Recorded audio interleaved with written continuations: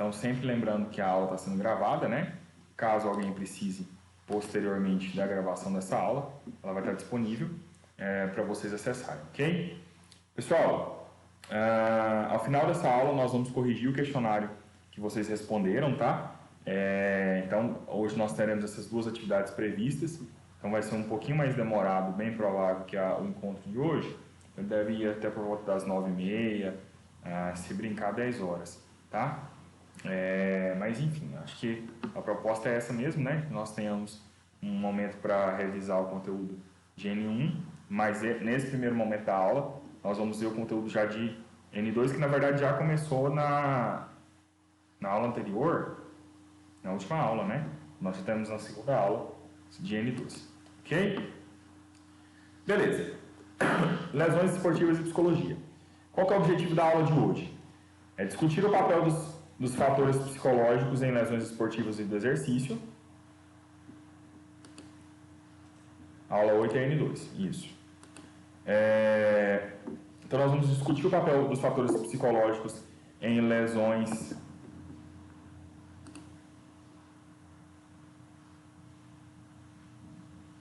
Tem como que, Abdiel? Não entendi.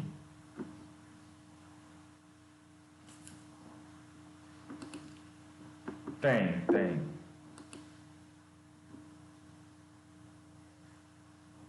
Tem sim. Eu vou dar uma olhada nisso. Se eu não conseguir... Humberto? Não, hein? Não, porque falta de tempo, cara. Me cobra isso no final da aula, que agora à tarde eu tive um imprevisto aqui e acabou que eu não tive tempo de mexer com isso, tá? Mas no final da aula eu já arrumo isso. Só vou dar uma olhada lá para ver o que está acontecendo. Abdiel, se eu não lembrar de liberar, você me cobra que eu libero lá. Pelo menos mais até o final dessa semana, tá? Então vamos lá. Pessoal, o objetivo da aula de hoje é discutir o papel dos fatores psicológicos em lesões esportivas e de exercício, identificando sinais e intervindo nas situações que demandarem. A ideia é que nós tenhamos, então, uma clareza sobre a relação entre a psicologia e a psique humana e as lesões esportivas. Além disso, identificar quais são os sinais de um atleta ou de um aluno, né, que pode estar caminhando para uma lesão, e corrigir, intervir as situações que demandarem um apoio profissional. No final dessa aula, então, a ideia é que vocês conheçam as relações entre a psique e as lesões esportivas e do exercício e se tornem hábeis, né, em identificar antecessores psicológicos que podem predispor as pessoas às lesões esportivas, ok? Essa é a nossa aula de hoje. E a gente já começa tentando conceituar um pouquinho o que é lesão esportiva, né?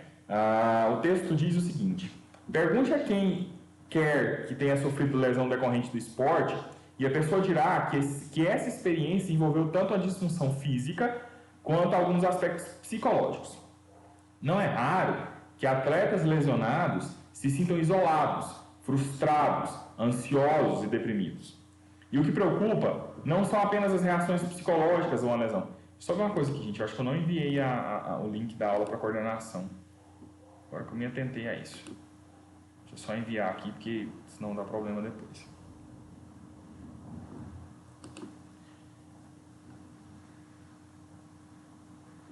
Só um minuto.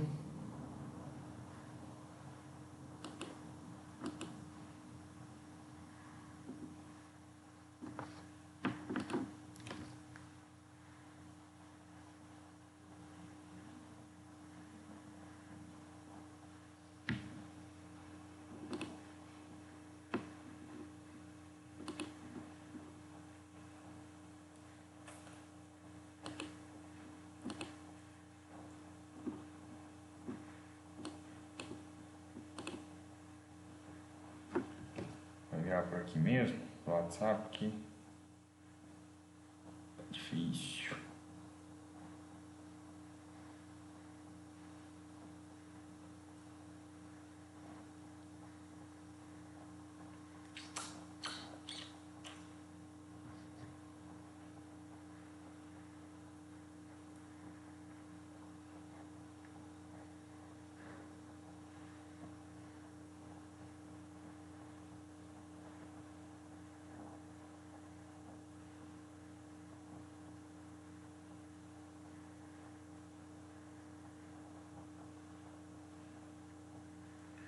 Beleza.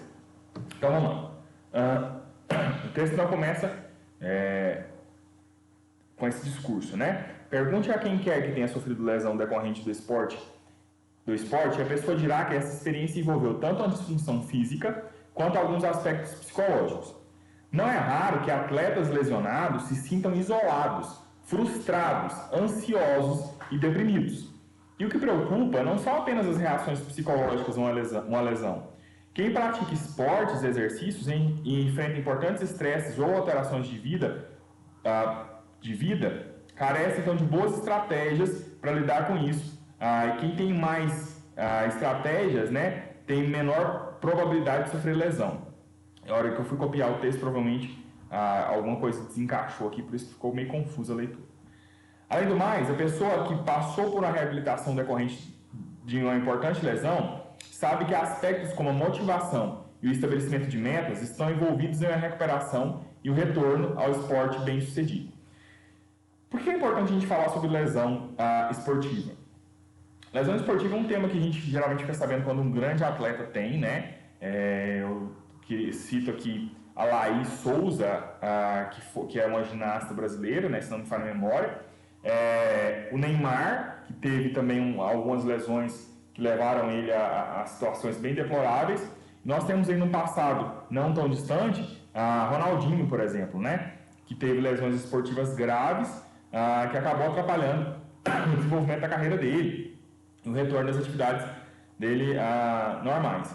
Então, essas situações específicas de lesão, elas são bem preocupantes.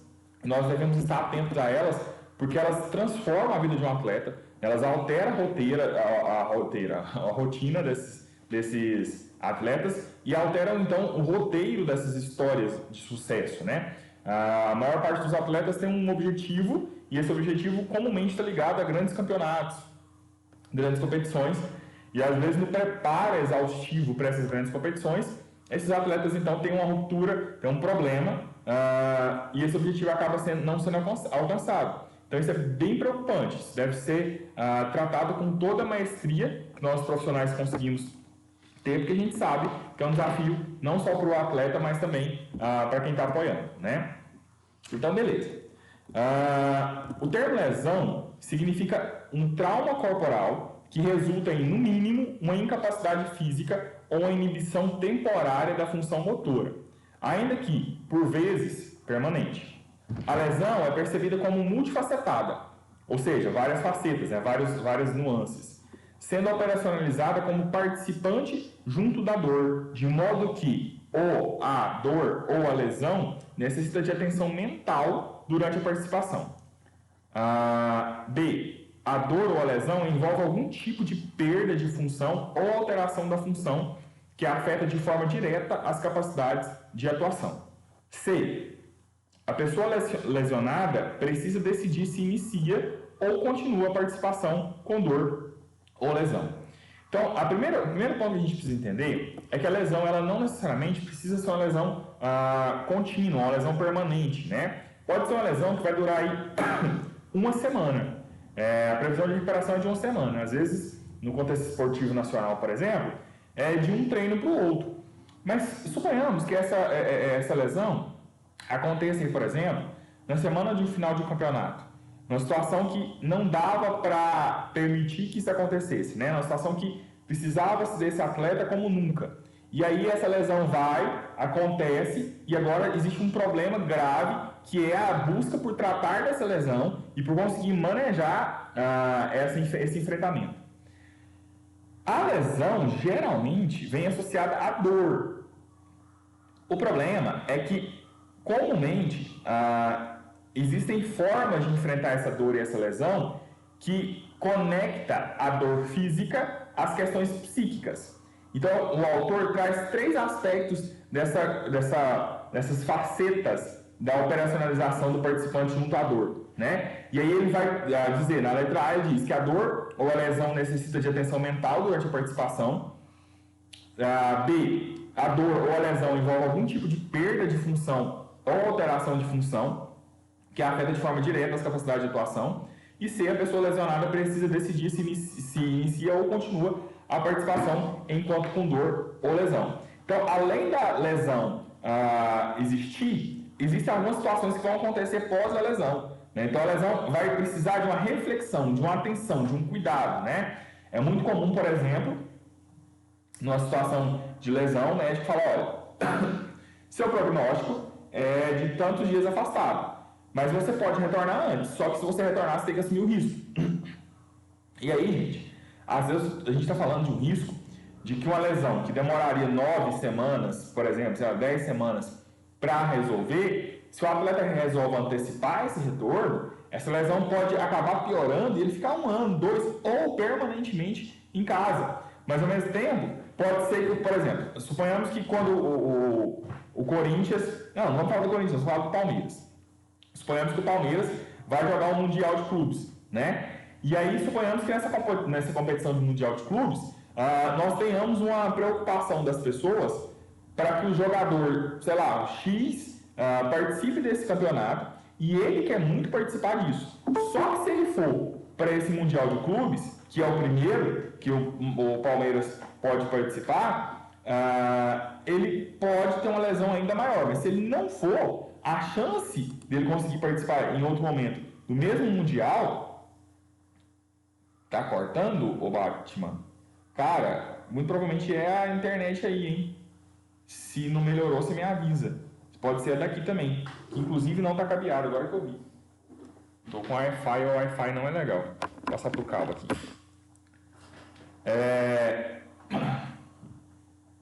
Acabei de trocar aqui. Beleza, Arthur? Bem-vindo, senhor. Então, assim, na verdade... perdeu o início da aula, mas depois você pega o vídeo e assiste. Nós temos no máximo 5 minutos de aula. Então, essa lesão, ela vai gerar então essa preocupação, esse lugar de lidar com a dor e ainda tomada de decisão, se vai enfrentar ou não. Então, nesse exemplo que eu estava dando, por exemplo, do Mundial do Palmeiras, se o jogador que quer ser reconhecido, por exemplo, a nível mundial, ele tem uma chance imensa de se expor numa situação dessa. Só que se ele for, pode ser que ele piore a lesão dele e nunca mais volte a treinar. E aí? Dentro da psicologia, nós temos uma lógica de que toda decisão, ela é obrigatoriamente, toda escolha, ela é obrigatoriamente uma desescolha, né? No sentido de que quando eu escolho estar com vocês, eu desescolho estar em outro lugar qualquer. Eu desescolho estar na casa dos meus pais, estar assistindo filme, televisão, andando na rua, né, festando, não pode festar, né, que nós temos Covid aí, mas fazendo qualquer outra coisa. Então, ao escolher algo, geralmente existe uma ansiedade, uma preocupação, um incômodo, né, por parte dessa pessoa, e essa relação entre a lesão e a angústia, ela é muito clara. Quanto mais nós temos, então, essa angústia do atleta, maior a possibilidade dele adoecer mentalmente. E esse adoecimento mentalmente, essa baixa capacidade de enfrentamento psíquico da lesão, pode piorar ainda mais ou aumentar ainda mais o tempo de recuperação e por muitas vezes ele nem conseguir conquistar a recuperação que lhe foi proposta. Né? Então, assim, esse é um desafio que nós temos enquanto profissionais de educação física. Ok? Lembrando que dúvidas e comentários vocês podem mandar aí no chat à vontade. Quais são os fatores que são conectados à causa das lesões? O que causa uma lesão? Parece, né, assim, quando a gente pensa no contexto geral, que o que causa a lesão é sempre um fator físico, né? A gente vai ver que muitas coisas causam lesões. Inclusive, eu acho que tem uma aula atrás aí que a gente comentou um pouquinho sobre a pressão para romper os limites, as barreiras, né? Ir além e tal. E esse é o momento da gente discutir um pouquinho sobre isso. O quanto essa necessidade de romper, pode gerar um adoecimento, na verdade, geralmente traumatiza, né? O atleta pode ter muita dificuldade de voltar à atividade esportiva que ele fazia antes, ou assumir um ritmo porque ele entendeu que existe um limite ali e ele não sabe. Porque olha só, o que é uma lesão? A lesão nada mais é do que ir além do que eu posso. Só que aí eu tenho que ficar testando agora o que eu posso, né? E pode ser que nesse teste de ir ao meu máximo, eu de novo lesione. Então, assim, a gente tem que tomar muito cuidado com isso, com essa lesão. A lesão pode traumatizar o atleta, ou Batman, no sentido de que ele pode ter medo. de enfrentar a situação de novo. Pode ser que ele tenha medo, inclusive, de ser atleta, porque ele percebe o tanto que é volátil a situação dele. Porque olha só, pensa comigo, um atleta que está iniciando a carreira, está aí ganhando um salário ainda pequeno, acabou de fechar o primeiro contrato e é lesionado. E aí no contrato dele, geralmente há cláusulas que falam, por exemplo, que se ele não tem mídia, ou seja, se não está aparecendo na mídia pelos campeonatos que está participando, ele perde esse contrato de marketing. Se ele perde esse contrato, ele perde dinheiro, ele vai sobreviver do quê? Então, muitos atletas desistem por isso, pela primeira lesão. Fora que, dependendo da lesão, existe um valor financeiro muito alto para cuidar disso. E nem sempre o atleta iniciante, principalmente, tem esse dinheiro. Se o atleta está mais tempo no esporte, ele pode começar a ter medo de criar expectativas de melhora por parte das pessoas, mas na hora que ele voltar da lesão, ele não conseguir ter o mesmo resultado. Por exemplo, um atleta, um nadador que teve uma lesão grave. O nadador não tem lesão, né? Eu acho que é o esporte que menos lesiona. Vamos pensar em um ginasta olímpico. Ele teve uma lesão em um dos pés, e aí por mais que ele tenha fez a recalcificação, né? Ele colou o osso, mas o pé ficou meio torto por causa da fratura. E aí, como que ele vai, por exemplo, vocês conhecem, esqueci o termo que a gente fala, quando ele vai cravar, né, que ele faz o salto, por exemplo, no caso do Diego Hipólito, é o que me vem à memória aqui. Ele faz todo o salto dele e cai. Nossa, ótima piada ou péssima, não sei, Leonardo, estou aqui tentando entender, mas é isso mesmo, nada, né, não faz nada. Quando ele cai gravado, ele pode não conseguir se posicionar de forma assertiva porque ele está com problema na inclinação dos pés causado por uma lesão.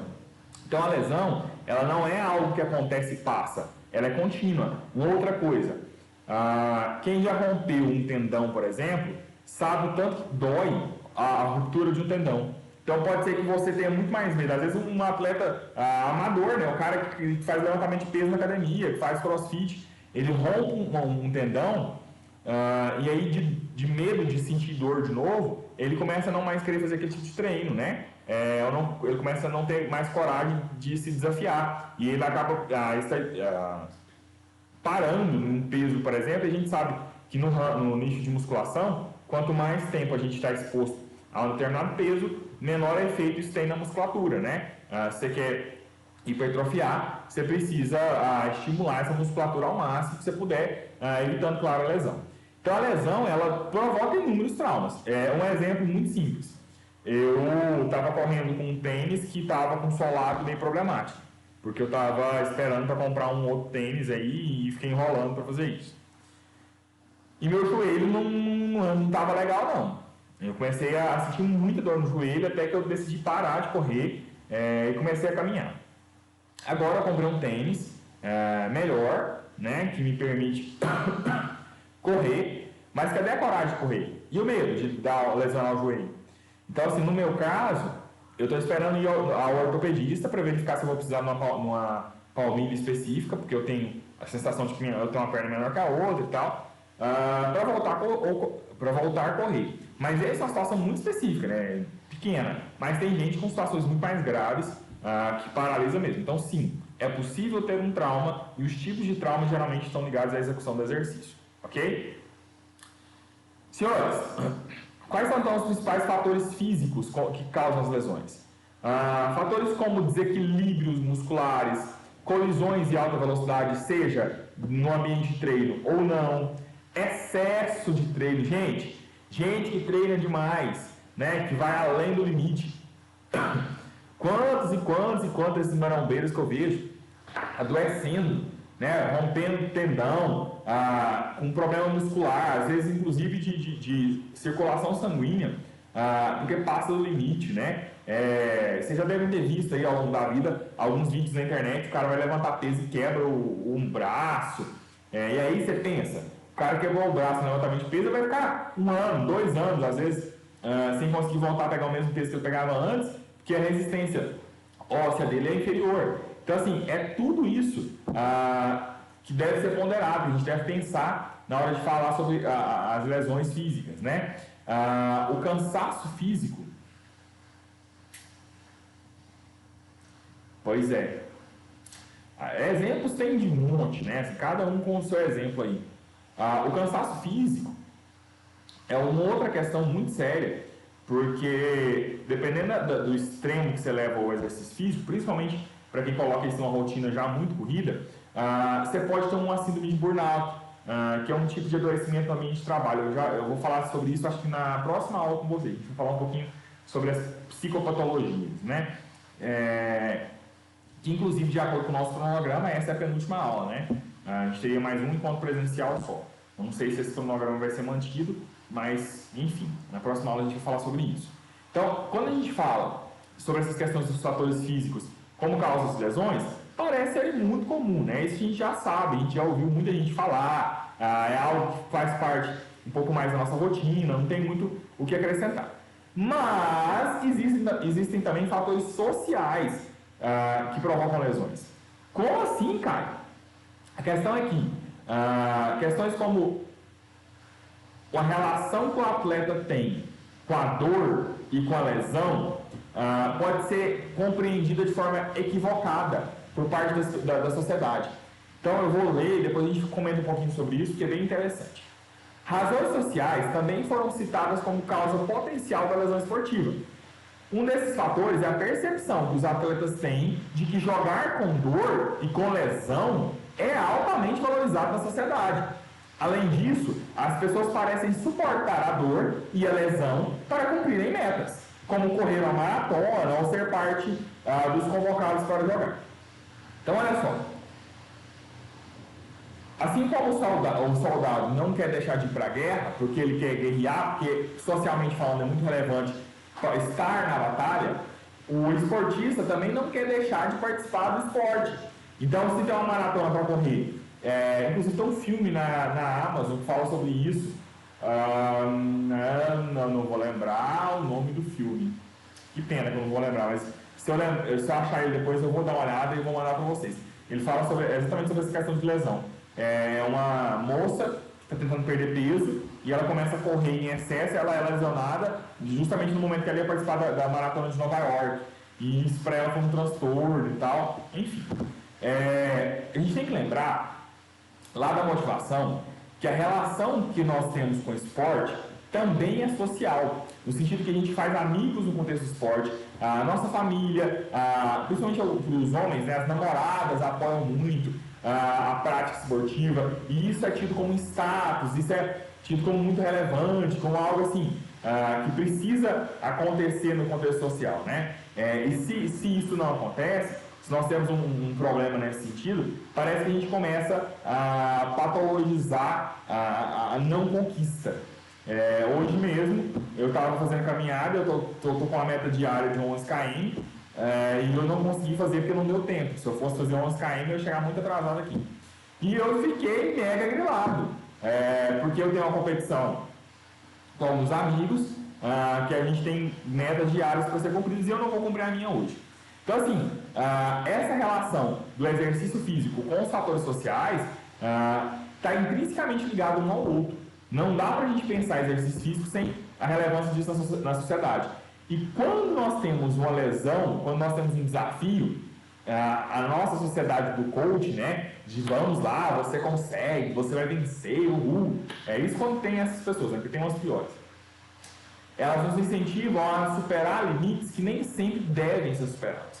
Então, por exemplo, eu já dei o exemplo do jogador, né? Dando exemplo, às vezes, de um triatleta. O cara participa de um grupo de triatlon e vai ter uma competição muito relevante. E ele está lá com os amigos dele, que se ele não for, os amigos não vão. E às vezes ele está muito doente, né? Assim, a situação não está legal, ele está com uma lesão grave, está com uma torção, está com, sei lá, quebrou, não sei o que, o osso da tíbia. O único osso que eu lembrei aqui agora. Mas, para que os amigos dele não achem que ele é frouxo, né, que ele é vira-folha, que ele deu para trás e tal, todos esses comentários sociais que nós ouvimos, ele vai lá e se desafia e tenta conquistar um lugar que não necessariamente é o melhor para para ele, né? Então, assim, a ideia disso, de suportar a dor e lesão para cumprir meta, pode ser um problemão, porque aí a lesão que era pequena se torna maior. Ou ainda, não tem lesão, a pessoa está se cuidando, mas aí vem um filho dos infernos para falar assim, não, os pezinhos aí, e aí o cara pega mais peso e lesiona. Então o fator social, senhores, é importantíssimo a gente considerar. E eu vejo isso às vezes no personal, né, no professor da academia, que é o contexto que eu vivencio, né? De não, você consegue, pegando aí 10 quilos, pega 15. E aí o cara fode o processo, né? Eu iniciei uma lesão no ombro há um tempo atrás por pegar muito peso no bíceps, na barra reta, né? Por incentivo de um professor. Então, assim, no meu caso, eu tive um bom senso de me tocar e falar, não, velho, não adianta eu querer resolver o problema do mundo, que eu não vou conseguir, né? Eu vou no máximo lesionar aqui e depois parar de treinar. Mas muita gente ouve e acaba atrapalhando-se nesse sentido.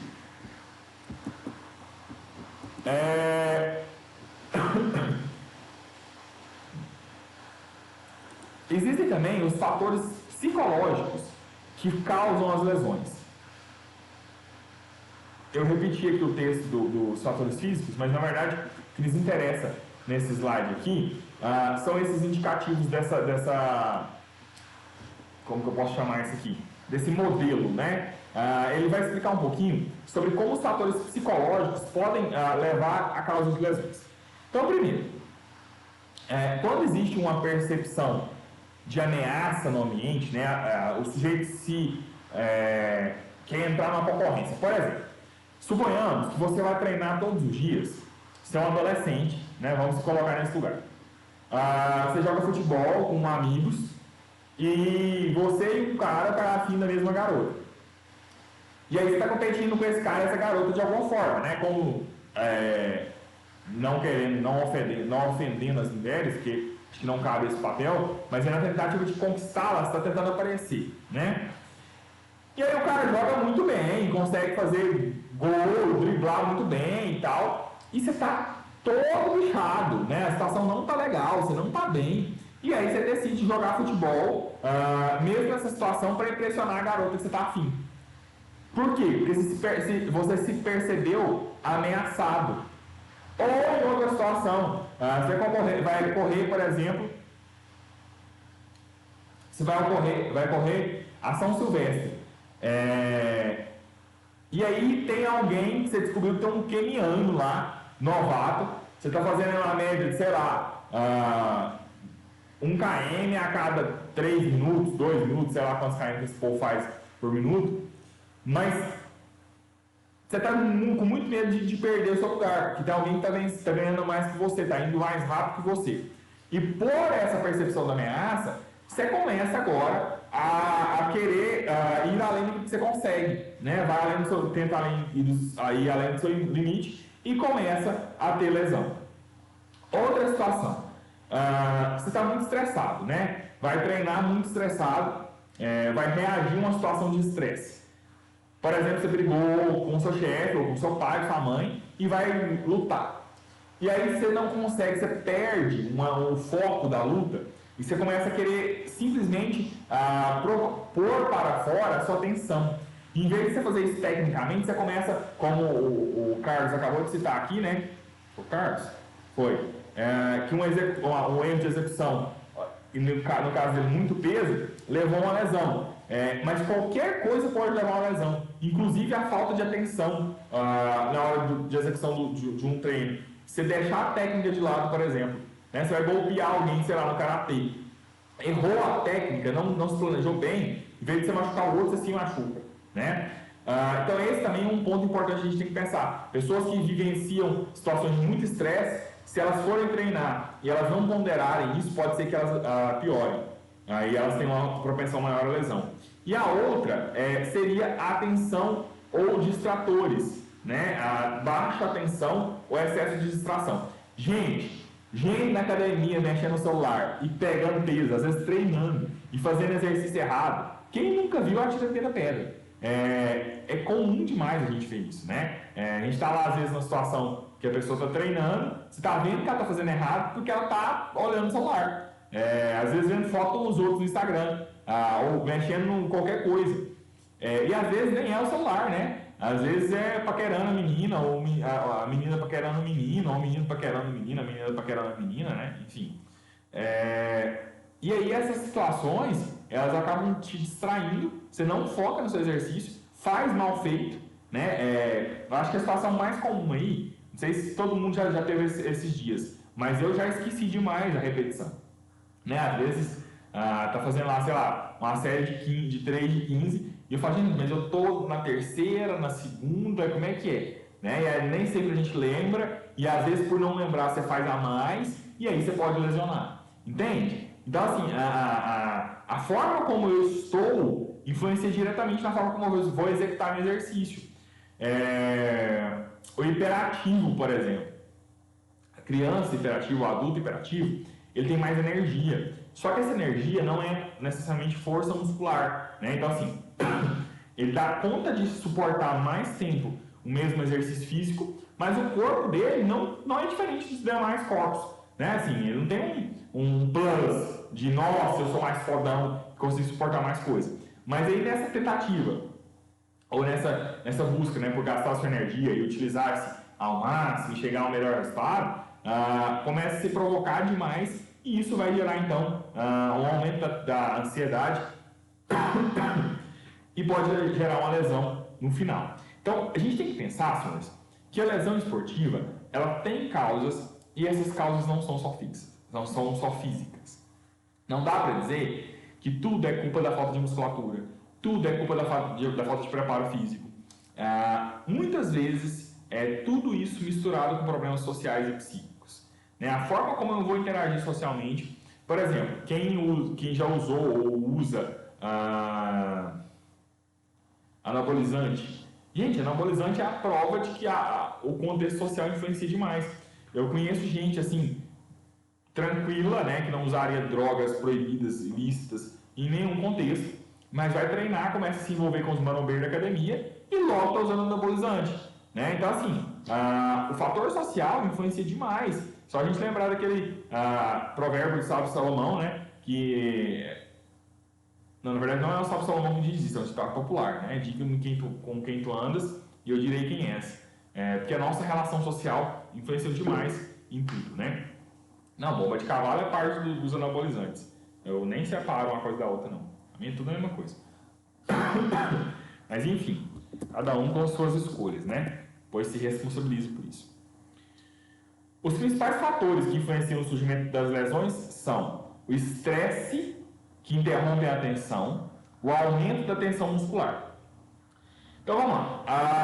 A ansiedade, o estresse, além deles alterarem a atenção para a execução correta do exercício, nós temos ainda um aspecto que é, toda vez que a gente está estressado, geralmente a gente tem uma alteração da nossa tensão muscular. A gente tensiona mais o corpo e é como se os músculos ficassem menos flexíveis. Então é uma explicação biológica de uma relação totalmente psíquica. Afinal de contas, ninguém fica estressado biologicamente, a gente fica estressado psiquicamente. A questão é que existe uma relação direta entre uma coisa e outra, né? Então, situações como quando alguém diz, dê tudo ou vá para casa, sem dor não há vitória, né? No pain, no gain, vá com tudo, caracterizam as orientações de 110% de esforços que muitos técnicos promovem. Ao recompensar esse tipo de esforço, sem também enfatizar a necessidade de reconhecer e de aceitar as lesões, os técnicos encorajam seus atletas a jogarem lesionados ou correrem riscos indevidos. Eu já vi algumas pessoas fazendo isso, eu conheço alguns poucos, né, que eu já vivi próximo, a maioria dos profissionais que eu conheço, graças a Deus, sempre me conscientizaram outras pessoas que estavam por perto, da necessidade de fazer a execução correta, de manter o limite de peso, né? Inclusive hoje em dia se fala muito de não querer ficar com carga muito pesada, porque não é a carga que vai te trazer a boa musculatura, na verdade são outros fatores e tal. Então assim, a ideia é essa mesmo, né? É nós pensarmos sobre a relação entre o estresse o aumento da tensão muscular, que é causado no aspecto social, por muitas vezes pelo próprio técnico, né? Claramente, senhores, não dá para culpar só o técnico. As pessoas também têm essas práticas que aprendem sei lá onde, sei lá por quê, e acabam gerando esse movimento por uma prática esportiva que acaba patologizando, né, adoecendo esse atleta ou esse profissional, tá? Então a gente tem que tomar muito cuidado com essas coisas. A gente falou sobre isso em algumas aulas anteriores, acho que na aula passada, inclusive, sobre essa questão da motivação. A gente tem que tomar muito cuidado sobre a forma como eu motivo, né? O que eu vou verbalizar e evitar que eu saia do limite, né? Eu tenho sim que motivar, eu tenho sim que ajudar, tenho sim que provocar essa pessoa para a prática do exercício, mas lembrando sempre que nós somos também, de certa forma, profissionais da área da saúde, né? Nós somos promotores da saúde, uma vez que nós cuidamos fisicamente do nosso atleta e, obviamente, como qualquer coisa na vida, estamos influenciando a saúde psíquica e social desse atleta também, tá? E aí tem uma dica prática aí abaixo que diz o seguinte: ensine atletas e participantes de exercício a diferenciar o desconforto normal que acompanha a sobrecarga e o aumento dos volumes de treinamento da dor que acompanha o início das lesões. Então, vamos lá. Quando a gente está treinando, é óbvio que a gente começa com peso e vai escalonando, né? Então, assim, até para a gente não ficar acostumado demais com o corpo, né? Com a forma como o corpo está, nós carecemos, nós precisamos de, muitas vezes, avançar um pouco em relação à quantidade de peso, e isso vai gerar um incômodo, vai gerar uma dor, um desconforto, né? Eu acho que para quem treina academia, principalmente, para quem faz musculação, é um prazer, inclusive, sentir um certo desconforto, porque a gente sabe que o músculo foi provocado o suficiente para que ele se desenvolva. Mas também a gente tem que tomar cuidado para a gente não ensinar as pessoas de forma errada, né? Para que elas também saibam entender o que é uma dor de desenvolvimento muscular, né? Que é um aumento do volume, para o que é o início de uma lesão, que são coisas diferentes, devem ser tratadas de formas distintas, né? Então, a dor para hipertrofia, por exemplo, ela é uma dor que a gente suporta ela e ela não paralisa, né? Eu nunca vi ninguém não conseguindo andar com a dor para hipertrofia. Geralmente, quando você faz um treino hoje e amanhã você não consegue levantar da cama, é porque você treinou em excesso, né? E entender esses nossos limites, entender que a gente não pode romper demais as barreiras, querer subir 5 quilos, uma anilha a mais por semana, porque não dá. A vida não funciona assim. Mas também, não ser o cara medroso demais, que fica tentando pôr limites excessivos, porque aí você acaba impedindo o atleta de desenvolver a própria capacidade dele ou dela de alcançar o melhor resultado. Então a gente tem que pensar sempre na ponderação. O problema é que bom senso não dá em árvore, né? Bom senso, para que nós tenhamos ele, a gente precisa estudar bastante. Então, assim, a dica do dia é: queridos e queridas, estudem. Estudem para que vocês tenham uma boa noção, saibam balizar, então, esse direcionamento aos atletas e praticantes de exercício. Ok? Seguindo, então, as questões de lesões e enfrentamento. Algumas pessoas aprendem a se sentir inúteis quando se machucam. Uma atitude que desenvolve de diversas maneiras. Os técnicos podem transmitir, conscientemente ou não, que a vitória é mais importante que o bem-estar dos atletas. A gente tem que tomar muito cuidado com a forma como a gente ensina as pessoas, principalmente no contexto de competição esportiva. Existem muitas situações de competição esportiva que, ao tentar motivar o atleta, ao tentar apoiá-lo, né, para que ele consiga alcançar o melhor resultado, para que ele consiga ir além, se desenvolver, a gente acaba incentivando a pessoa a sair do seu limite saudável e chegar num lugar que acaba adoecendo, né? E em outro aspecto, a gente começa a ensinar o atleta que ele só é útil se ele vence. Se ele não vence, ele não é útil. E a gente tem que entender que, por mais que a profissão, às vezes, do atleta seja de fato ganhar, né, a função do atleta olímpico, por exemplo, é ganhar medalha, né? Mas por trás de tudo isso, existe uma vida, né? Existe uma pessoa, um ser humano, que tem relações, que tem frustrações, tem desejos, tem sonhos, objetivos. E todo esse panorama, esse contexto, deve ser considerado na hora de nós pensarmos essa provocação, né? Essa estimulação ao desenvolvimento, ok? Então lembrem-se sempre disso. Cuidado com a forma como a gente vai estimular, cuidado com a forma como a gente vai provocar o outro, porque tudo isso é muito importante para que nós façamos isso da melhor forma possível, ok? O texto traz também um tópico sobre a necessidade da ética no contexto do esporte. A frase "vencedores jamais desistem e quem desiste jamais vence" parece exata no primeiro momento, mas a mensagem é, na verdade, que os atletas devem jogar com dor e com lesão, porque vencer é mais importante que perder. Atletas que realmente jogam lesionados e com dor são mais valorizados por técnicos e colegas de equipe, o que aumenta a pressão para jogar machucado, mesmo que a carreira do atleta possa correr risco. Então, olha só, quando eu coloco o meu atleta para ir além daquilo que ele consegue, eu, na verdade, estou colocando a vida dele em risco, a carreira dele em risco, com a proposta de que ele conquiste o mundo, né?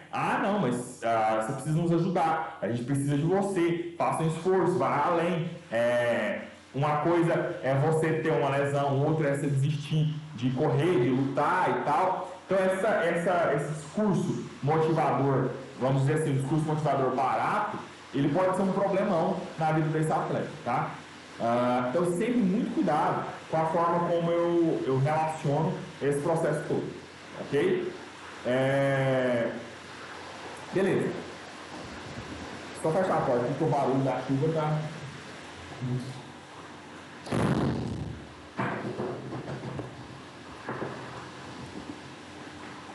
Uma saúde prolongada costuma ficar em segundo plano em relação à meta breve da vitória. Muitos atletas que jogam com dor e lesão, mais tarde andam com muletas, levam 1 hora para saírem da cama ou sofrem de lesão cerebral, geralmente ocasionada por contusões múltiplas. Uma ética esportiva, ou essa ética esportiva, fica bastante evidente no futebol americano, onde a bravata e o machismo levam à negociação da dor e da lesão. Isso quem disse é o Gregory, 2010.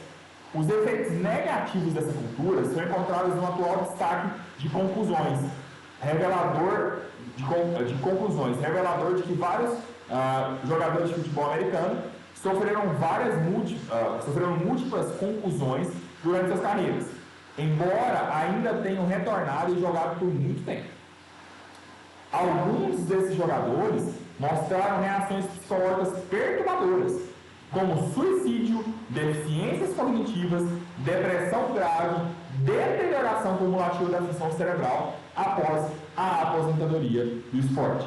Então, olha só, o fato de eu provocar o outro a ir no extremo, a tentar de tudo, a fazer o possível e impossível, a chegar no ápice da vida esportiva, né, para se desenvolver, pode conduzir a pessoa a se sentir menos útil quando ela para. Ou se ela para por aposentadoria, ou por uma lesão. Então acaba que a gente começa a criar um conceito de que você só serve para fazer isso e que isso, o resto da sua vida não importa. O que importa é agora, né? Então você tem um campeonato brasileiro, não importa o que vai acontecer daqui a 10 anos com você, se você se esforçar demais, né? Às vezes, se você chegar na situação como o autor diz, de andar com muleta o resto da vida, que tem uma lesão grave. Mas isso não importa não. O que importa é você jogar o campeonato e vencer, entende? E aí esse conceito, que é muito favorável para o clube às vezes, é totalmente desfavorável para o atleta. E aí a pergunta é, você está a serviço de quem? Só do clube? Só da academia? Só da sua psique, né, da sua forma de pensar? Ou você está se preocupando com o atleta também? Porque, em última análise, senhores, ou nós nos preocupamos com o atleta, ou a gente assume que a gente não é profissional, né? Porque a preocupação nossa tem que ser com o atleta. E quando eu uso o termo atleta, é óbvio, gente, que eu estou incluindo todos os executores de exercício, né? A senhorinha que treina na academia, o senhorzinho que se acompanha na prática esportiva no lago, qualquer pessoa. A gente tem que tomar cuidado com a forma como a gente se relaciona com essas pessoas, né? Com a forma como a gente trata essas pessoas para evitar que nós provoquemos nelas situações de lesão, por exemplo, que sejam graves demais e irreversíveis. Ok? Deixa eu só buscar uma água aqui, gente. Um segundo, já volto.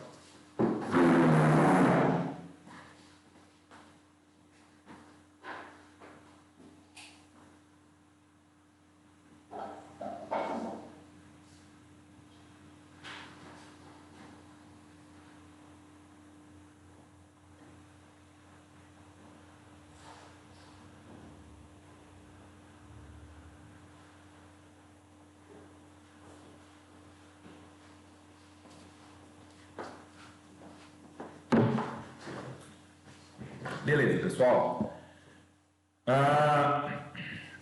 Então, a questão ética, nós já tratamos.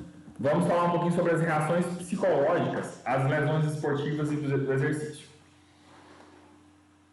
Quando a gente fala de lesão, a gente tem que pensar que a lesão nada mais é do que a perca de uma capacidade. Eu vou comparar a perca da capacidade com a morte, porque na verdade a ideia da lesão é a mesma ideia do luto. O luto, por exemplo, que a gente vivencia quando um ente querido morre. Por quê? Em última análise, quando um ente querido morre, a gente perde uma possibilidade, né? A gente perde a capacidade de se relacionar com alguém. Quando a gente perde a nossa capacidade de movimentar, por exemplo, em algum aspecto, às vezes uma capacidade motora ou de execução de algum exercício, e etc., nós também perdemos pessoas, nós também perdemos relações, nós também perdemos nosso lugar, né? Então a forma como o atleta vai lidar com a lesão é muito próxima da forma como nós lidamos com o luto. Então, as etapas pós-lesão também são bem parecidas. O texto traz, então, essas 5 etapas. A primeira etapa é a de negação. O que é a etapa de negação? Não, isso aqui não é lesão, não. Esse machucadinho aqui, ó, é só uma gripezinha. Vai passar. É coisa besta. Isso aqui, ó, passa metiolate, né? Que logo passa. Coloca uma faixa aí, um band-aid, que amanhã tá bom. Vou dormir e amanhã amanhece bom. Aí não melhora, né? E vai no médico, o médico fala assim, ó, tem que fazer cirurgia. Cirurgia. Pra que cirurgia, mesmo? Bobeira? Não. Isso aqui, ó, tava ali brincando de bola, torci o pé. Todo mundo torce o pé. Precisa fazer isso, não. Então a primeira fase é sempre a negação. Sempre, em qualquer luto, né? Assim também na lesão esportiva. A segunda é a raiva. É tipo isso, né? Perder a perna. Exatamente. No caso da perda da perna, existe a negação de enfrentamento, né? Do tipo, eu perdi a perna, agora eu não posso andar mais, eu não posso fazer isso, não posso fazer aquilo. Aí é um outro tipo de negação. Mas é importante citar isso, né? Geralmente quando a gente vê, por exemplo, alguém perdendo um membro, o discurso é mais ou menos o seguinte: eu perdi isso aqui, agora eu não posso morrer, agora acabou, agora eu não dou conta de viver mais, eu não posso fazer mais nada. É um outro tipo de negação, geralmente. A segunda fase é a raiva. Que raiva é essa? Fulano me avisou que eu ia machucar. Se aquele capeta não tivesse chutado minha canela, eu não tinha quebrado. Se não tivesse, se aquele piso fosse mais resistente, eu tinha escorregado. Se o Beltrano tivesse me ensinado aquela pegada aberta, eu não tinha quebrado minha mão. Se tivesse uma barra com mais sustentação, se tivesse um ar-condicionado naquela academia, minha mão não estivesse suando, não tinha machucado. Então a ideia agora é de culpar alguém, né? Criar um contexto para evidenciar essa situação. Então primeiro eu nego, depois eu sinto a raiva. A terceira é a negociação. Eu começo a querer ajustar a minha vida com essa situação. Eu começo então exatamente, né? Não, é pior. Eu estou andando a 200 por hora, aí alguém passa por mim de 100 por hora. Eu falo, se aquele capeta não tivesse passado na mesma hora que eu não tinha que ter desviado, eu não tinha capotado o carro, né? Porque a culpa é de quem está andando normal. A terceira fase da negociação é do tipo, eu até vou guardar um repouso, mas não é isso tudo que você quer, não. Você pediu 3 meses, eu vou ficar 1 mês. E é o que eu vou fazer. Não tem outro jeito. Tá bom, vamos resolver assim, é suficiente. E começa essa negociação com a situação, né? A próxima etapa é a depressão. Não é a depressão psicopatológica, no sentido de paralisar e tal, mas é de sofrimento. Essa depressão é porque ele tem que lidar com a realidade. Então passou 1 mês que ele ou ela falou que não ia ficar parado, né? Os 3 meses, percebeu que não dá conta de voltar. E aí vai ter que aceitar. Antes de aceitar, sofre, né? E aí esse sofrimento ele pode ser rápido ou pode ser prolongado. E a gente tem que tomar muito cuidado com essa fase, porque ela pode se tornar, sim, um transtorno depressivo, né? Então a gente tem que estar sempre atento. Aceitou a situação, ela chega então na 5ª fase, que é na aceitação e na reorganização.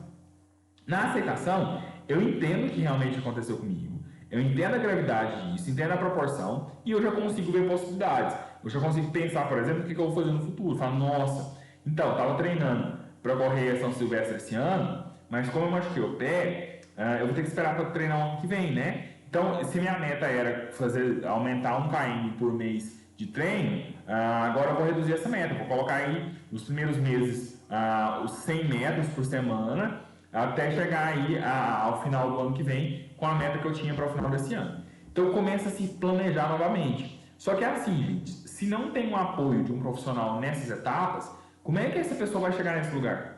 A gente precisa sempre estar muito atento à forma como nós vamos apoiar, né? Quem vai apoiar, como apoiar, né? A gente tem que estar sempre de olho em relação a isso. Porque se não tem apoio, a pessoa pode permanecer muito mais tempo na fase de negação, ou muito mais tempo na fase de raiva, de negociação, depressão, e com certeza a pior dessas fases para a pessoa permanecer é a fase de depressão.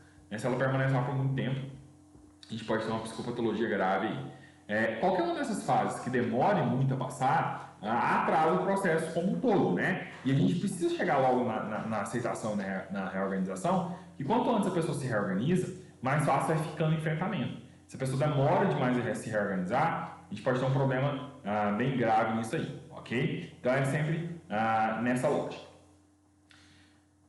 Segundo ponto, nós precisamos pensar que o processamento de informações relevantes à lesão, ele vai acontecer ao longo do tempo, né? Então a pessoa vai tomando consciência da lesão. O atleta lesionado concentra-se em informações relacionadas à dor da lesão, à consciência da extensão da lesão e indaga como ocorreu a lesão, além de reconhecer as consequências negativas ou a inconveniência. Após esse processamento então, do que aconteceu, ele se revolta emocionalmente e reage, né? Então, quando o atleta percebe que está lesionado, ele pode se tornar emocionalmente agitado, experimentar emoções oscilantes, sentir-se emocionalmente esgotado, experimentar o isolamento e a separação e sentir-se em choque, desacreditado, em negação e ter autocompaixão. Então, por exemplo, a pessoa acabou de sofrer uma lesão no esporte e ela fala, eu sabia que eu não ia conseguir, minha mãe falou que eu não ia dar conta, minha mãe falou que eu ia ser o resto da vida um perna de pau e eu fiquei tentando, me esforçando, não compensa, eu vou parar de jogar, eu nunca mais entro no campo, e aí entra nessa fase de comportamento reativo. E essa reação, só para vocês entenderem, ela é de certa forma benéfica, porque a pessoa precisa de alguma forma lidar com esse sofrimento. E uma primeira forma de lidar com o sofrimento que a pessoa consegue é muitas vezes não querer mais, tá? Exatamente. O coronavírus, inclusive, é uma situação que muitos de nós passamos por essas etapas, né? Eu, inclusive, eu neguei muito o corona. No primeiro momento eu queria muito, nossa, depois eu fiquei com muita raiva do chinês, depois eu comecei a negociar a quarentena, tive a depressão e agora eu estou na aceitação e reorganização. Acho que eu estou finalizando esse sofrimento com o corona aí. Mas, enfim, nessa segunda fase de revolta emocional, a gente tem que tomar muito cuidado, porque o discurso ele começa a ser meio complacente, meio de, nossa, eu não dou conta, ai meu Deus, tadinho de mim, eu sou incapaz, eu sou pior que os outros, né? Ah, não, por que Deus não me ajudou, né? O mundo é mal, nossa, que crueldade que fizeram comigo e tal. Então, se a gente não se atentar, não tomar cuidado com a forma que o outro vai lidar com essa situação nesse momento, a gente pode corroborar para uma situação de adoecimento psíquico, né, de alguém se comportando ainda mais patologicamente nesse processo, ok? E aí no final, a última etapa, nós temos a perspectiva de enfrentamento positivo, né? O atleta aceita a lesão e lida com ela, inicia os esforços de enfrentamentos positivos e exibe uma boa atitude, otimismo e fica aliviado ao perceber a evolução do processo. Então agora é tipo assim, nossa, agora que eu entendi que não tem outra forma de eu fazer se não enfrentar, eu vou enfrentar e a hora que eu começo a perceber os resultados positivos da situação, né, do enfrentamento, eu começo a ficar muito feliz, eu começo a comemorar item a item. Acho que a Laís Souza, né, que foi aquela atleta que participou dos Jogos de Inverno, que acabou tendo um problema lá no patins, acho que é no esqui, não sei, que ela teve uma fratura medular, teve todo um BO aí, e semana passada ela conseguiu andar a primeira vez com exoesqueleto, e é engraçado porque depois da lesão, o atleta acaba reconhecendo muito mais as evoluções pequenas, porque no início, o atleta que nunca lesionou, ele acha que tudo está pouco, né? Tudo é pouco demais para ser comemorado, toda a situação que ele vivencia parece que não é o suficiente para ele se alegrar, é aquela situação assim, de extremo sofrimento, sempre está ruim, né? Quando o atleta começa então a vivenciar uma situação de enfrentamento positivo, já é uma melhora dessa perspectiva e de capacidade de enfrentamento, tá? Então, o nosso objetivo não é tirar uma dessas etapas, não é excluir uma dessas etapas. Elas são parte do processo. O nosso objetivo nada mais é do que observar essas etapas, entender que elas estão acontecendo e tentar ajudar a pessoa a fazer a transição de uma etapa para outra, tá? Caio, sempre é nessa sequência? Teoricamente sim, mas pode ser que a gente não consiga perceber isso, né? Pode ser que seja muito sutil, pode ser que a gente consiga, por exemplo, de alguém que pule da negação para aceitação, mas muito provavelmente, por mais que você não tenha acesso a essa informação, ele passa sozinho, ou ela passa sozinho por todas as etapas, mesmo no que não verbaliza, tá? O que é sempre muito importante? Eu estar de olho no meu aluno, no meu atleta, eu ouvi-lo, né? Não só ouvi-lo, porque ouvir é biológico, mas estar disponível a tentar compreender, estar atento, sempre focado nesse lugar de o que está acontecendo com você, como que você está, como é que está essa sua situação, o que eu posso fazer para te ajudar, né? Sempre deve ser essa nossa preocupação em relação ao atleta. Outras reações comuns à situação de lesão. Pode existir uma perda da identidade. Como assim perda da identidade? Mano, você já pensou que você é um atleta olímpico e aí você está lesionado e aí você não pode fazer mais nada e aí tudo que você era na vida acabou? Entendeu? Você era jogador de futebol, agora você não pode mais jogar porque você está lesionado. Quem é você na fila do pão agora? Então, a profissão, senhores, ela está sempre associada à nossa rotina.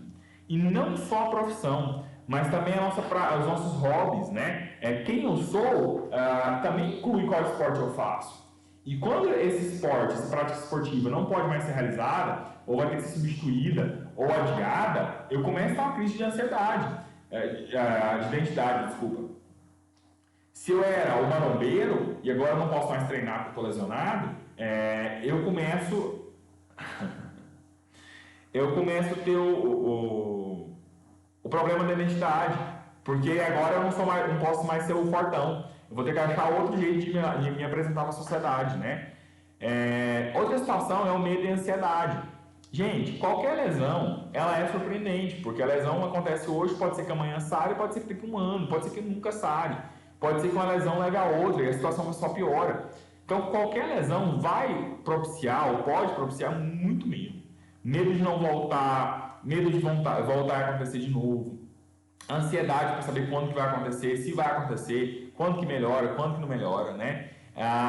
Tudo isso leva geralmente à falta de confiança. Então a pessoa começa a se perceber pior do que as outras, porque ela diz, nossa, ninguém nunca lesionou, mas é só começar a fazer exercícios físicos já lesiono.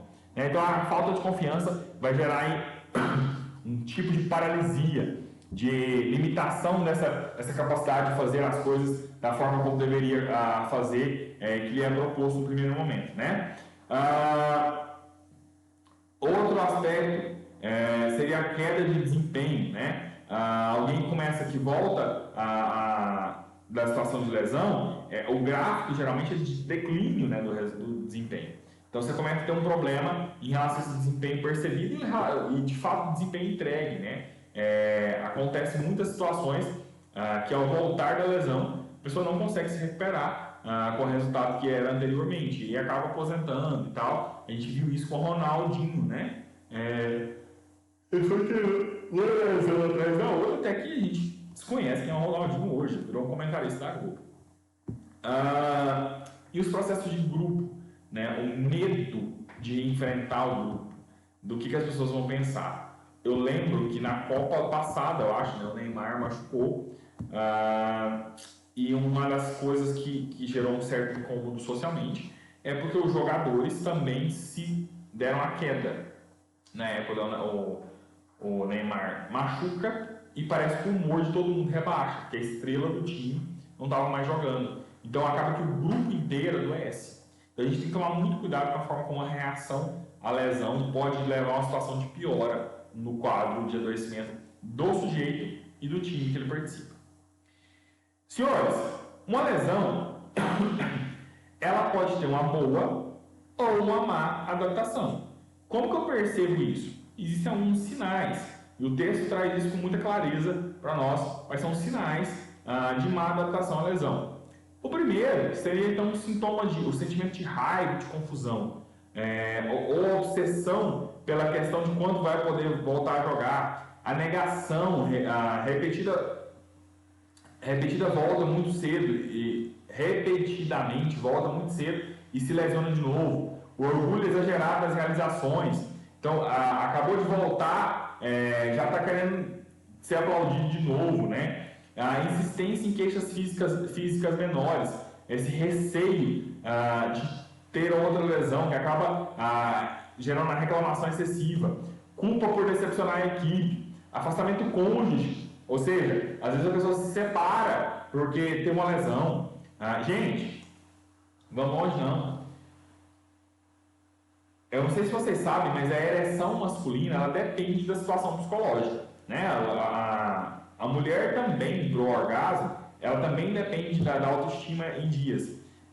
Uma situação, por exemplo, de um atleta que está lesionado, ele pode não conseguir, ou ela pode não conseguir ter uma ejaculação, ou ter um gozo no ato sexual, uma relação sexual estável, e pior, a relação conjugal estável, porque olha só, não sei se você já se relacionaram com pessoas com baixa autoestima, mas geralmente a pessoa que tem baixa autoestima, ela tem dificuldade em se relacionar com o outro porque ela tem medo de estar aquém do que o outro tem expectativa de que ela esteja.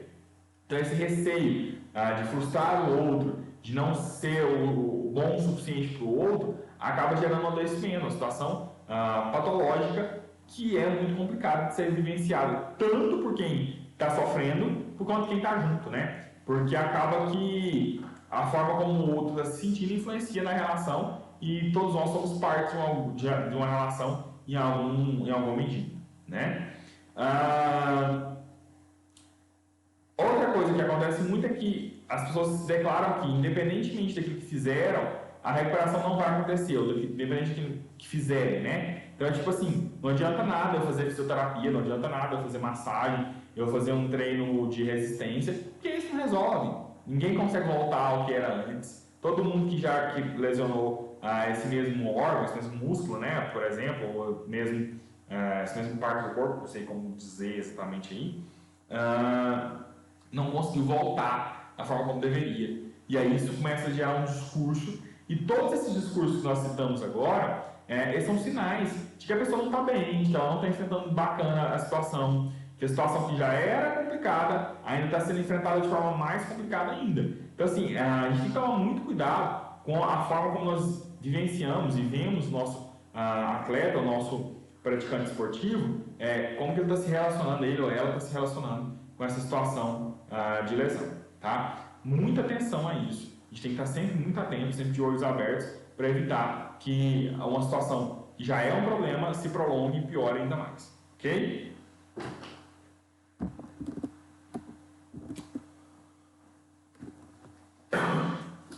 Existem aspectos psicológicos que auxiliam na recuperação da lesão. Então nós vamos falar um pouquinho sobre esses aspectos. Primeiro, é a automotivação. A automotivação, ou seja, a pessoa mesmo se motivar a conquistar um resultado, é um prognosticador significativo de adesão ao exercício de reabilitação. Então, quando a pessoa consegue se sentir motivada por si mesma, dizer, olha, eu consigo, eu posso tentar novamente, quem sabe dessa vez seja melhor, quem sabe dessa vez o resultado seja mais bacana. Então, essa automotivação, ela pode ser algo muito positivo, pode de fato conduzir a pessoa a uma situação de melhora e de equilíbrio, né? Um outro aspecto relevante é o estabelecimento de metas e o diálogo interior positivo, que estão ligados à realização de exercícios de reabilitação em casa e adesão a programas de reabilitação. Então, quanto mais eu estabeleço metas e tenho um diálogo interior, então um diálogo consigo mesmo, mais fácil é que essa pessoa tenha maior adaptação aos exercícios de reabilitação, tanto em casa quanto ao programa de reabilitação, às vezes no clube ou em algum outro lugar. Então, assim, uma situação que a pessoa está vivenciando, que ela mesma não tem projeto nenhum, que ela não tem interesse, que ela não quer chegar a lugar nenhum, muito provavelmente isso pode gerar uma situação de não tentar, né? Não vou conseguir, não consigo, não quero tentar, vou me frustrar, vai dar errado, na minha vida tudo dá errado, e esse discurso pode levar então ao pior. Caio, eu posso simplesmente chegar lá e xingar o fulano, o fulano, não, você tem que tentar, você tem que conseguir, você tem que ir além, Não é isso. A ideia não é que você fique forçando a barra. A ideia é que você movimente a pessoa para que ela consiga ter autoconfiança realística, porque às vezes o cara está paraplégico, ele é jogador de futebol e você quer convencer ele que ele vai voltar a andar. Não faz muito sentido, a não ser que seja por um milagre, né? Se a gente não consegue levar a pessoa também a uma realidade, você pode criar expectativas nela que ela não consiga atingir e essa frustração gera uma segunda lesão, mas agora psíquica, né? Eu tenho que tomar cuidado com essa forma de motivar. Mas motivar a pessoa a agir, a tentar fazer algo para se ajudar, né? Você já deve ter ouvido ao longo da vida alguma coisa do tipo, fulano se ajuda. Muitas vezes a pessoa não se ajuda mesmo. E a gente tem que provocá-la para que ela mesma se ajude, para que ela mesma consiga atingir um bom resultado. Características ambientais também são muito importantes na recuperação. O apoio social, as expectativas do profissional em relação à adesão, instalações clínicas confortáveis, agenda adequada de compromissos, são aspectos muito importantes para que consiga me movimentar e atingir o resultado que me foi proposto. Então, quando eu tenho uma família que apoia, quando eu tenho parceiros, parceiras que apoiam, a possibilidade da pessoa atingir, então, um resultado maior e melhor, um resultado melhor é maior. Então, eu devo sempre estar atento a isso. Eu devo tratar o meu aluno de forma sincera, dizer para ele, olha, a minha expectativa é que você consiga fazer esse movimento daqui a um mês, tal movimento daqui a 2 meses, né? Eu devo oferecer também o melhor suporte possível. A gente sabe que nem sempre é possível, mas sempre que é possível, oferecer um bom ambiente de recuperação, né? Oferecer conforto, oferecer um ambiente que tem uma boa música, uma boa energia bacana, uma situação interessante, para que a pessoa se sinta motivada. E outra coisa é agendar adequadamente os compromissos da reabilitação. Não dá para eu marcar, tipo, a massagem 5 da manhã e a fisioterapia 8 da noite, porque é inviável, ou às vezes marcar ao longo do dia. Então é tentar organizar a agenda dessa pessoa para que ela consiga também ter outras atividades, né? Para que a vida não pare. Algumas intervenções são eficazes na atenção. Então estabelecer um reforço, cada conquista a pessoa consegue um bônus financeiro ou social, fixar as metas, né? Educar a pessoa em relação a essa situação que ela está vivenciando, ensinar para ela o que está acontecendo, qual é o objetivo do tratamento, e fazer várias intervenções, vários modos de intervenção, né? As intervenções multimodais. Então é pensar além, pensar fora da caixinha. Eu já disse isso para vocês em outras aulas. Um dos maiores desafios de qualquer profissional é sempre estar além do seu tempo. é sempre estar atento às possibilidades e conseguir oferecer para o seu atleta, para o seu aluno, a melhor solução possível para aquela demanda. Né? A demanda sempre vai existir, mas soluções existem várias, e eu devo estar atento a essa situação para possibilitar um maior resultado, um melhor resultado para o meu atleta ou para o meu aluno. Né? Existem alguns prognosticadores de adesão. Então, a alta eficácia da reabilitação, controle pessoal da recuperação, percepções da gravidade da lesão, sofrimento emocional e eficácia de tratamento são aspectos que eu devo observar para dizer se esse prognóstico, só para explicar para vocês o que é um prognóstico. Prognóstico é olhar para frente e pensar, nossa, vai melhorar, vai piorar. Entende? É como se eu previsse a situação. Então, o prognóstico positivo é, nossa, numa situação de uma boa evolução desse quadro, a pessoa vai ter essa melhora nesse período. Nossa, numa situação de uma evolução não tão legal desse quadro, essa pessoa vai ter esse problema, essa dificuldade de enfrentar isso. Então eu devo observar como que está a reabilitação, como que está o controle pessoal da recuperação, a percepção do sujeito em relação à gravidade da lesão, o seu sofrimento emocional e a eficácia do tratamento para estabelecer esse prognóstico. Por quê? Porque com base nesse prognóstico eu programo o retorno dessa pessoa, por exemplo, à vida dela de exercício, de atividades físicas. Ok? Claro, senhores, profissionais da psicologia do esporte podem cumprir um papel excelente auxiliando os profissionais que tratam dessas lesões esportivas para aprenderem e implementar intervenções que melhoram essa lesão. Então nós temos sempre que lembrar, né, como eu disse na primeira aula, o homem tem 4 pneus, ele é bio, psico, sócio espiritual. Nós precisamos usar sempre esses 4 aspectos do sujeito para possibilitar a esse sujeito uma melhor relação com a situação de lesão. Né? Não devo ignorar isso. Então, assim, sempre que possível, tratar esse sujeito como um ser completo e complexo. E que tudo isso carece de uma atenção especial, um cuidado, e que a psicologia pode ajudar bastante, uma vez que ela pensa as relações do homem com o seu aspecto psíquico. Tá? Então, essa seria a nossa contribuição. Ok?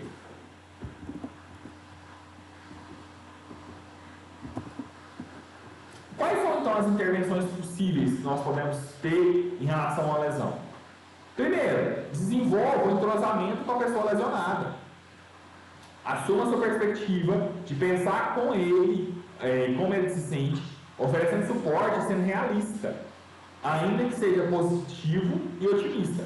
Então não é que você, para ser realista, tem que ser negativo e pessimista. Seja positivo, seja otimista, mas diga a verdade. Não dá para você ficar viajando na maionese. Não dá para você dizer de algo que você sabe que não vai acontecer, porque isso pode adoecer ainda mais a pessoa. Então, olha, sempre conversa. Trate a pessoa de forma humana, respeite as percepções dela, os limites que ela tem, as possibilidades que ela percebe. Porque às vezes, gente, numa situação de muita dor, por exemplo, de muito incômodo, de muita mudança, a gente não consegue perceber a nossa realidade. Aquilo que é óbvio para todo mundo, deixa de ser óbvio para mim. Aquilo que todo mundo faz com muita tranquilidade, para mim se torna um desafio absurdo. Então a gente tem que tomar sempre cuidado em relação a isso, tá? Eduque a pessoa lesionada sobre a lesão e sobre o processo de recuperação. Então ensina, essa lesão é assim, aconteceu assim, assim, assado, tá em tal estágio. Se você cuidar dessa forma, vai evoluir para tal e tal estágio. Se você não cuidar, vai continuar dessa forma ou piorar por falta de cuidado, né? Ensine habilidades psicológicas específicas de enfrentamento. Então, ensinar a pessoa, por exemplo, a pensar naquilo que ela pode conquistar depois que passar por essa fase, a tentar entender que ela é maior do que uma dor ou do que uma lesão, né? Incentivar a pessoa a perceber isso de forma mais ampla. Ensinar também a lidar com os retrocessos. Gente, se tem um problema grave na hora da recuperação, é que nem sempre a curva é ascendente, né? Nem sempre a pessoa só melhora. Tem situações que ela piora. No meio da recuperação ela tem uma crise que reduz a capacidade dela de ação, por exemplo. Então, assim, a gente tem que estar preparado para ensinar ao nosso atleta, ao nosso profissional, a lidar com os seus próprios retrocessos, com os desafios e com os limites que ele mesmo ou ela mesma tem nessas situações. Incentive com o apoio social.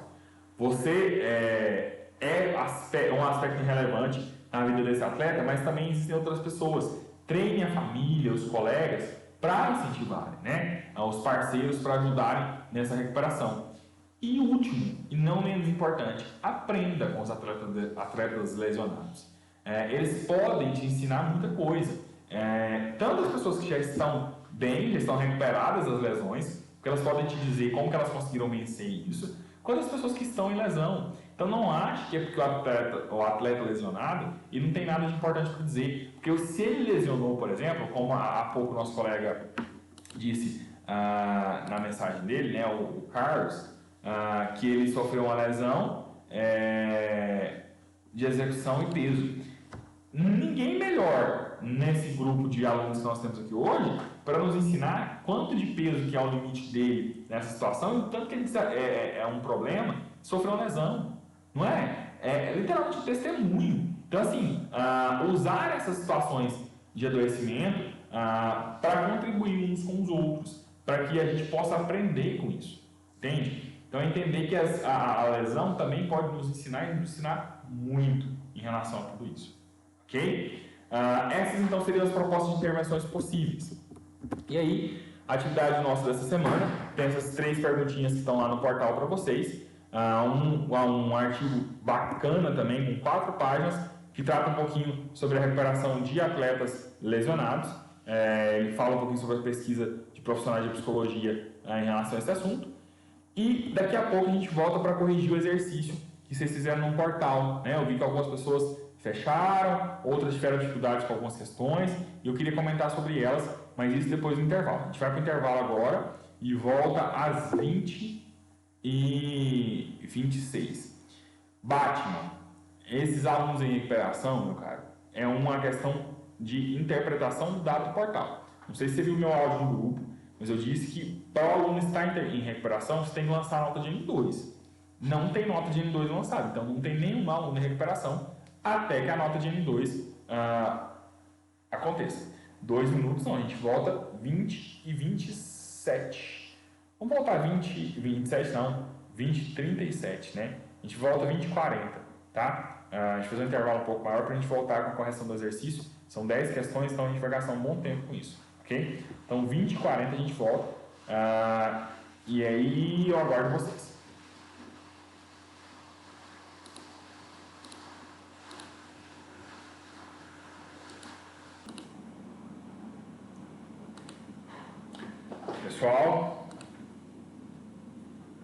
Pessoal, vamos de volta e já voltamos com a correção dos exercícios, né? Esperar dar 20h40 aqui, porque ainda vão me acusar de voltar antes do horário. Pronto, 20h40 gravada. Primeira pergunta, então, do questionário, né? Só para vocês saberem, tanto as alternativas quanto as questões estavam embaralhadas, né? Então, lá apareceu uma ordem diferente daqui. Mas eu vou mostrar para vocês a ordem que a gente elabora, e tanto nem tanto faz a ordem, né?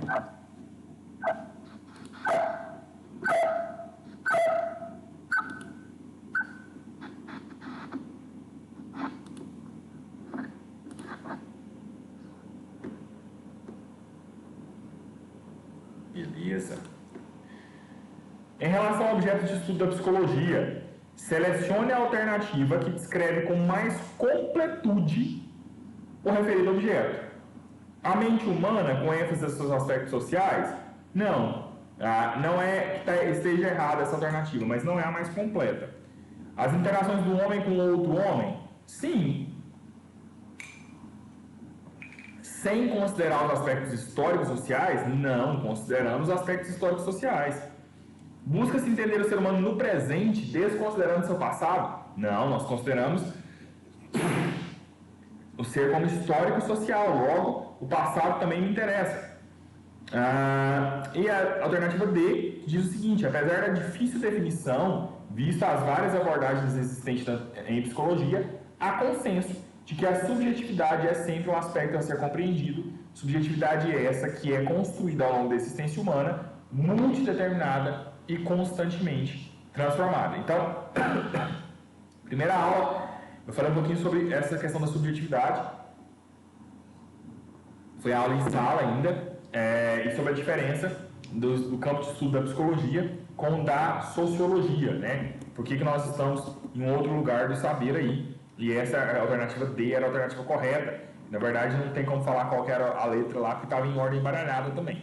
Mas era essa afirmação de que, apesar da difícil definição, visto as várias abordagens existentes em psicologia, há consenso de que a subjetividade é sempre um aspecto a ser compreendido. Questão número 2. Sabemos que a personalidade tem papel essencial na definição de quem se é, e ela nos diferencia dos outros no contexto social. Entretanto, quando pensamos na prática do profissional de educação física, tal compreensão assume uma função mais prática. Assinale abaixo qual dentre as contribuições da personalidade não é verdadeira na aplicação à prática do profissional de educação física. Afirmativa A.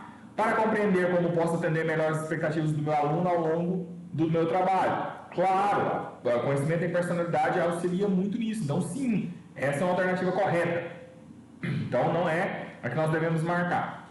A letra B. Para compreender a diversidade de modos de vida que podem se apresentar na prática do educador físico.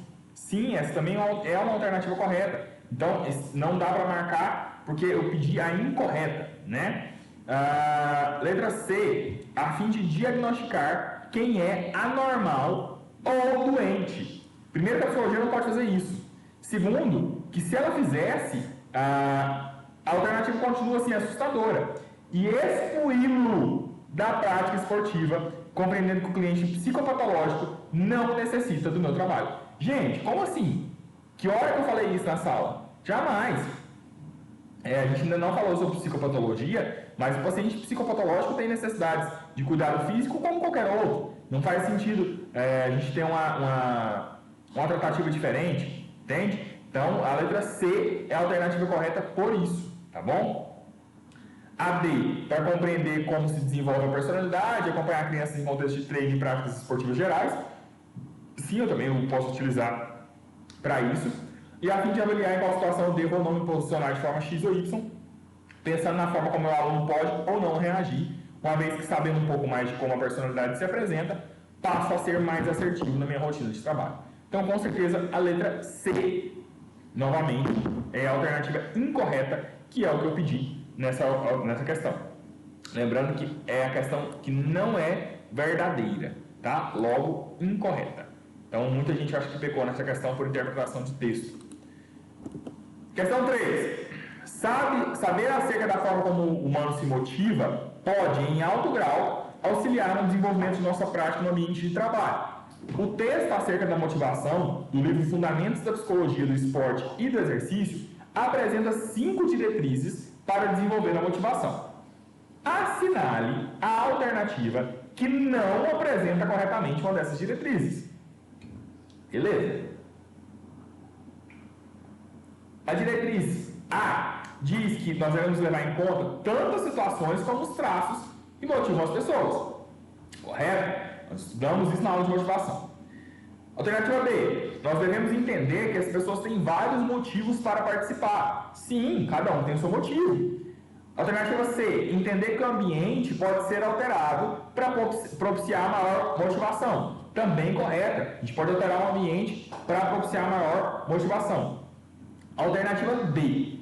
Levar em conta que a motivação nasce com o cliente e você não pode alterar. Bem, errada. Você pode sim auxiliar nessa alteração da motivação. Você deve, inclusive, trabalhar para isso, para influenciar que essa motivação seja cada vez maior e mais focada no exercício. Ok? Então, alternativa D, alternativa correta. Questão 4. Sabemos que nem todas as coisas que nosso organismo nos proporciona são positivas. Considerando essa afirmação e a distinção apresentada que cada conceito do capítulo ativação, estresse e ansiedade, considerando as informações abaixo, assinala a alternativa correta. Ativação é um estado de alteração do humor que é natural e não provoca necessariamente uma situação de adoecimento? Certa resposta. A ansiedade é um estado emocional negativo com a apresentação de sentimentos como nervosismo, preocupação e apreensão associados à ativação. Certa resposta. E a letra C, ou a terceira alternativa, que não tem como estar certa, é impossível, diz o seguinte: o estresse é sempre positivo. Não, o estresse às vezes é adoecedor. Afinal, é por ele que conseguimos atingir nossos objetivos. Não, senhor. A ativação é motivadora de atingir os exercícios, o objetivo, desculpa. Mas o estresse não. Então, nós precisamos assinalar então as alternativas que estão corretas, nesse caso a 1 e 2, e a alternativa logo abaixo que torna-se correta por essas alternativas serem as corretas é a letra A, que diz então que a 1 e 2 estão corretas. Ok? Questão 5.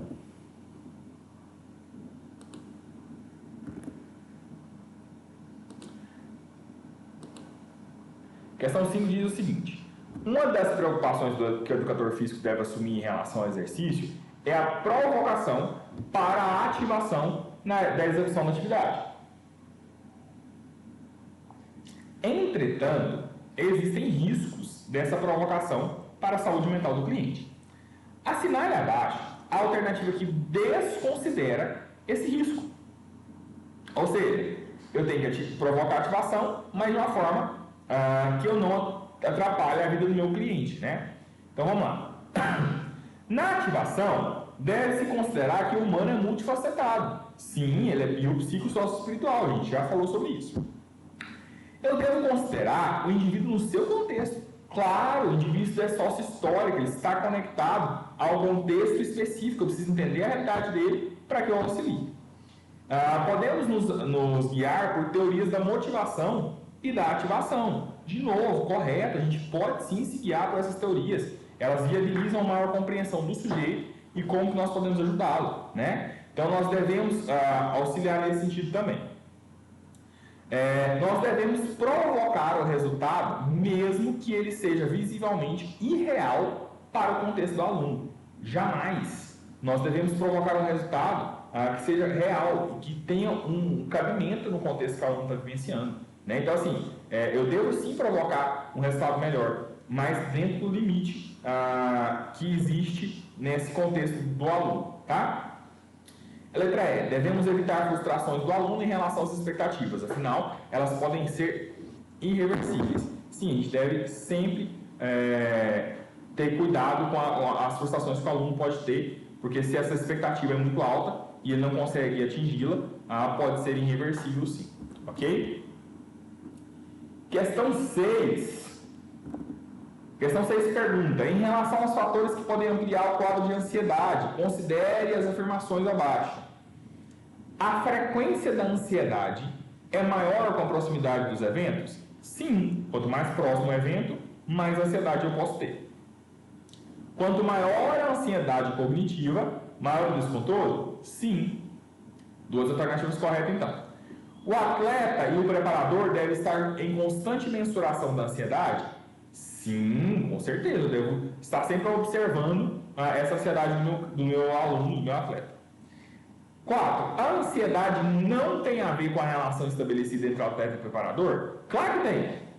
Não dá para acertar, dizer que essa está correta. Então, nós temos 3 alternativas corretas dentre as afirmações acima. A resposta certa seria a letra D, nesse caso. Questão 7. Em relação à personalidade e à prática esportiva, assinale abaixo a alternativa que apresenta melhor definição em relação à importância de se compreender a personalidade para fins de formação e prática do educador físico. Primeira resposta, que já é a resposta correta, a compreensão da personalidade auxilia na noção de quem é meu aluno e quais são as melhores formas de interação e de intervenção na prática esportiva, ok? E aí, as outras estão todas erradas. A segunda, porque ela diz que não há relação entre personalidade e prática esportiva. Claro que há. A prática esportiva tem bons resultados quando o educador físico se conhece, não só, ele precisa conhecer ele e o aluno. O educador físico deve ser um curioso sobre a personalidade para evitar estresse pessoal? Não, senhor. Ele deve ser um curioso sobre a personalidade para conhecer a si e ao aluno, não só para evitar estresse pessoal. Também ajuda, mas não é esse o foco. O conhecimento da personalidade deve ser limitado ao próprio aluno. Afinal de contas, não faz sentido o profissional se interessar a respeito. Claro que não. O profissional deve se interessar a respeito do conhecimento da personalidade do aluno. Afinal de contas, é com o aluno que ele vai conseguir chegar nos resultados que ele precisa chegar. Tá? Essa é mais uma questão aí do nosso questionário. Essa outra questão aqui, gente, eu dei assim de mão beijada, né? Não vi se teve alguém que errou, eu não fiquei fuçando nisso, mas vamos lá. Sabendo da necessidade que temos de conhecer nossos alunos, qual ferramenta abaixo é possível ser utilizada pelo educador físico para a compreensão da personalidade do aluno, a fim de alcançar maior assertividade no trato com o mesmo e manejo do seu trabalho? Testes psicológicos? Sim, só que eles são restritos ao psicólogo, então você não pode usar. Então o teste psicológico seria uma ótima opção, inclusive é a melhor. Mas você não pode usar, não é uma opção para você. O que eu tenho então para conhecer a personalidade do meu cliente? Questionário de anamnese, que é a primeira entrevista, a entrevista inicial. Exame clínico, não avalia personalidade. Exame físico, não avalia personalidade. Análise nutricional, também não avalia personalidade. Essa estava assim, ó, de beijão para vocês. Tinha como errar. Questão 9. Compreende-se que, a saber da personalidade do nosso aluno, é sempre uma necessidade a fim de que evitemos desconsiderar um ou outro aspecto e não alcançarmos o sucesso no processo de suporte à atividade física. Considerando tal afirmação, assinale a alternativa incorreta acerca da personalidade. Personalidade é o jeitão de ser de alguém. Falei isso na primeira aula. Sim, é um jeitão de ser de alguém. Personalidade envolve características individuais e também podemos apresentar características compartilhadas com o grupo e etc. Sim, nós podemos compartilhar características com o grupo. Essa C está horrenda. Personalidade é um tipo de transtorno. Gente, como assim? Existente em um grupo considerável da sociedade e quem a possui deve ser tratado de forma diferente dos demais. Está tudo errado essa alternativa. Primeiro, que personalidade não é um tipo de transtorno. Existem transtornos da personalidade, mas ela não é um tipo de transtorno. Segundo, que a gente não trata as pessoas de forma diferente porque elas têm um transtorno de personalidade. A gente deve tratar, talvez até de forma diferente, mas não de forma discriminatória, né? Que foi o tom dessa afirmação. Personalidades não possuem modelos certos ou errados, apenas distinções que devem ser respeitadas no processo de cuidado e acompanhamento do educador físico. Sim, não tem certo ou errado, né? Existem formas de acompanhar, de cuidar nesse processo do trabalho do educador físico. Existem pessoas que podem ser transtornos de personalidade, mas isso não significa que nós temos que desconsiderar a personalidade normal no apoio ao exercício físico. Sim, essa também é uma alternativa correta. Então, a única alternativa incorreta aí é a letra C, que era a nossa a alternativa correta dessa pergunta, ok? Questão 10. A ansiedade pode ser definida como um alerta do corpo que nos ajuda em novos desafios e que pode atrapalhar devido à sua intensidade ou frequência. Pensando nisso, considere abaixo quais são as afirmativas corretas em relação à ansiedade. O exercício físico não pode ser prescrito para pessoas ansiosas? Ele pode sim ser prescrito, tá? A ansiedade nem sempre é um problema, ela é normal em situações distintas da nossa rotina, como uma entrevista de emprego ou um primeiro encontro. Sim, nesse caso ela é normal, ela é esperada, né? Por isso que está entre aspas. Então, essa alternativa está correta. T3. A ansiedade é um problema quando ela impede que tenhamos bons resultados em nossas necessidades diárias. Senhores, todas as alternativas... Não, na verdade a 2 e a 3, né? A 1 está errada. A alternativa 2 e 3 estão corretas. O gabarito dessa questão, então, é a letra B, ok? Gente, em relação ao questionário, em relação à aula de hoje, quais são as dúvidas de vocês? Apresente aqui no chat para a gente tirá-las e eu poder liberar vocês. Fiquem à vontade.